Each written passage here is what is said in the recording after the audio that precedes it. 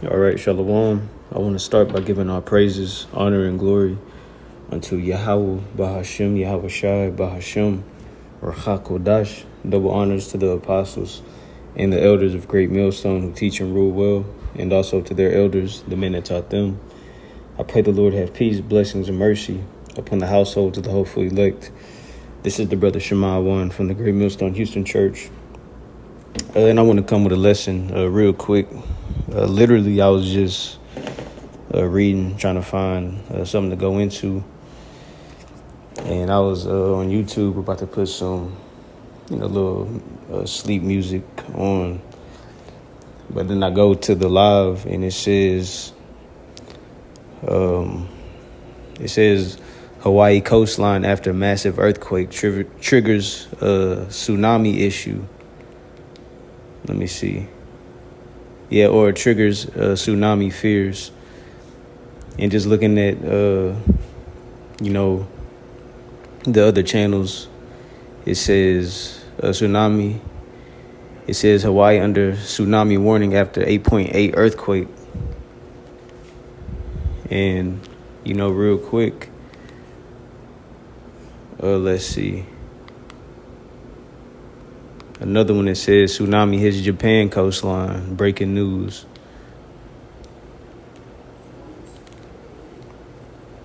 But these looking at these events taking place, yeah, that's the main one that keeps popping up. Hawaii, mass evacuations, 8.8 earthquake strikes, But yeah. But just going back to the scriptures, another measure of the times to show you where we are according to prophecy. So with that being said, I want to read 2nd Ezra chapter 9, and I'll get, we'll start at 1. It says, he answered me then and said, measure thou the time diligently in itself. And when thou seest part of these of the signs past, which I have told thee before, then shalt thou understand that it is the very same time wherein the highest will begin to visit the world which he made. So whenever the Lord is approaching, okay, in the days we're talking about, one, the Lord is going to visit this earth by his judgments as we're reading, but ultimately, the day of salvation, the day of Yahweh Shai being sent, okay, and gather the elect. But it says, verse 3, well, the end of 2 again, it says, wherein the highest will begin to visit the world which he made. And these are the tokens or the signs. It says, therefore, when there shall be seen earthquakes and uproars of the people in the world. And like I said, just scrolling on YouTube, the current live feed, it is showing, tsunami warnings, from an 8.8 earthquake. That's a sign that we read in the scriptures to indicate and to point that the Lord is visiting this place. All right. But let's keep reading. It says, verse 4, it says, then shalt thou well understand that the Most High spake of those things from the days that were before thee, even from the beginning. For like as all that is made in the world hath a beginning and an end, and the end is manifest. So it's clear that we're at the end based off of, the events that are taking place. The Lord said them from from before, the Lord said it, beforehand, and now we're seeing them take place. Just like Yahweh Shai was asked the same question in Matthew, the 24th chapter. And these are important questions indicating, the Lord visiting this place and returning. But let's just keep reading. It says, verse 6, it says, even so the time also of the highest. No, it says, yeah, even so the times also of the highest have plain beginnings in wonders and powerful works, and endings in effects and signs, and everyone that shall be saved and shall be able to escape by his works and by faith wherein or whereby ye have believed. So showing you these events leading up to the day, of somebody being saved, from faith, from having works and faith. Okay. But it's showing you it's right around the corner. It ain't no coincidence, brothers in that spirit of like, bruh, like this shit hitting different now. Or you could feel something about to pop off. that spirit ain't just, like that for a reason. When this shit really does pop off, it's finna be, game time, so to speak.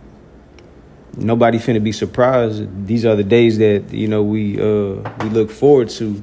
Just, another check off of prophecy. Matter of fact, I was reading Baruch, the second chapter in the NLT. In the GNT, just going into, prophecy, where we are in prophecy, showing you what's around the corner. I'll end it with that. Let's start Baruch chapter 2 and verse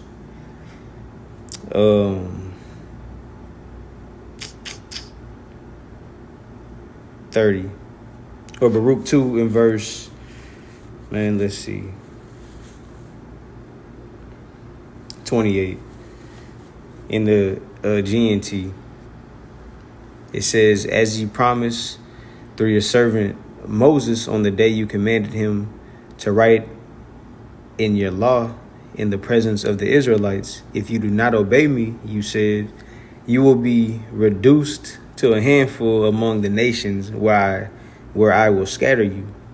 And mind you, that happened, and two, the actual Israelites who were, living during the time of Moses, who got the blood sprinkled upon them during that time. That's not who is, that's not who is in the times that we're reading about. Just to make that point, because people think like what happened during the time of Moses, it only applied to those in the time of Moses.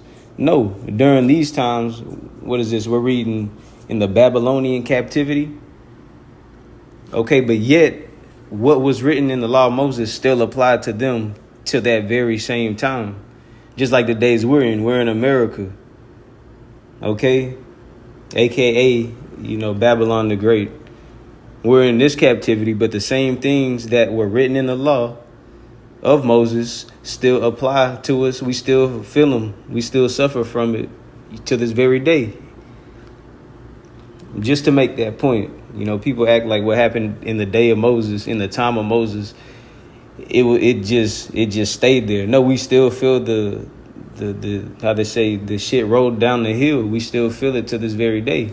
But the bright side of it is, according to prophecy, the curses are finna be removed from us. Okay? So let's just keep reading. So Baruch 2 in verse 29 in the GNT, it says, if you do not obey me, you said, you will be reduced to a handful among the nations where I will scatter you. I will go. No, it says, I know that you will not obey me because you are a stubborn people. But when you are taken into exile into another land, you will come to your senses. And these are the times, that are, being made manifest right now. In this current day, 2025, where we came to our senses, in being an exile into another land, and that land is talking about America. Okay. And literally, I think it says another land in the book of 2nd Ezra, the 7th chapter. In the Hebrew, it'll be Akar Aratazah, which means another land. But 2nd Ezra, the 13th chapter, I said 7. Yeah, another land. in verse 40, 2nd Ezra 13 and 40. But that happened. We were sent to another land. What was written in the law of Moses affected us still to this day, where we are in another land. And according to prophecy, it says we'll come to our senses. Now let's read verse 31. So coming to our senses according to what? It says, then you will realize that I am the Lord your God. Why do we have to come to our senses and realize that?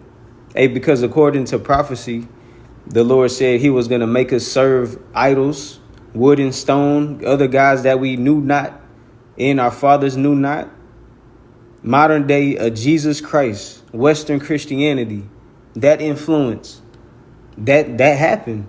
But now we came to our senses and we realized that, nope, Yahweh Bashem Yahushua, that's our Lord, that's our God, man. Continuing on, it says, and I will give you a desire to know that, Salakia says, and I will give you a desire to know and a mind with which to understand. So, key point, it says, and I will give you a desire to know. This is a gift from the Lord where no man can boast. See, that's the thing. But that's the difference. Everybody don't have that portion. Everybody does not have that spirit. Everybody don't have that gift, that access. That's why it's the best gift, that anybody could have. That's why it's worth holding on to and just fighting, But it says, and I will give you a desire to know and a mind with which to understand. So in other words, you're going to have the truth. You're going to understand, you're going to understand the mysteries and the secrets. The kingdom is within. That's going to be understood. The spirit of truth. All right. And that's according to prophecy. So verse 32, it says, there in the land of your exile, you will praise me and remember me. So in today's time, we're in the land of our exile, America, and we're literally praising the Lord. Why? Because he said we're going to remember him. And this is the cold part about it. Just looking up, remember as a highlight, it says on dictionary.com, it says, so for remember, it says, have in or be able to bring to one's mind an awareness of something, or no, it says someone, in an awareness of someone or something that one has seen, known, or experienced in the past. And that's a heavy word, and it's important.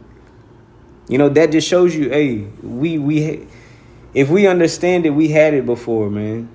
The Lord said these things got to take place before he returned. All right. But hold on, let me go back and we'll finish this. Baruch chapter 2 and verse 31 again in the GNT, it says, then you will realize that I am the Lord your God. Because the Lord removed, how it says in Jeremiah 17 and 4, took our heritage away, removing us out of the land, putting us into the hands of our enemies, removing, his name from us pretty much. Like it says in Hosea, in the land where we'll not be called the sons of God, there ye shall be called the sons of God. That happened. But it says, then you will realize that I am the Lord your God, and I will give you a desire to know and a mind with which to understand. Yeah, according to prophecy, we just read one in the book of John.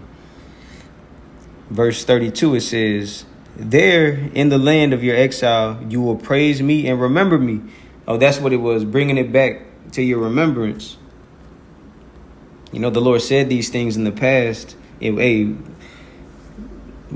it says in the scriptures. Anyway, verse 33, it says, you will stop being so stubborn and wicked, for you will remember what happened to your ancestors when they sinned against the Lord. Acknowledging offenses and making correction, and applying discipline, repenting, feeling sorry for offending the Lord. But you learn about the Lord, like I said, give you a desire to know, these things are important. These are signs, according to prophecy that we are a part of, man. And like I said, you can't boast because the Lord gave you that desire. The Lord gave you that understanding that we got. It's a gift. It ain't nothing to boast in, because this is the real treasure. And this is going to be the high value in the days ahead. This is going to lead us and guide us. The spirit attached to this understanding from these scriptures. But verse 33, so according to prophecy, it says, you will stop being so stubborn and wicked, for you will remember what happened to your ancestors when they sinned against the Lord. And that's acknowledged to this day. We read accounts about the Lord's judgment, and we don't take it as a joke. People want to read about the happy-go-lucky. No, acknowledge what happened in the past and make changes. But niggas don't learn the LG, that community. They don't acknowledge what happened to, the men you can read about in the scriptures. What the Lord did to people and how they got judged for certain acts. That ain't acknowledged. Who really is bringing that up?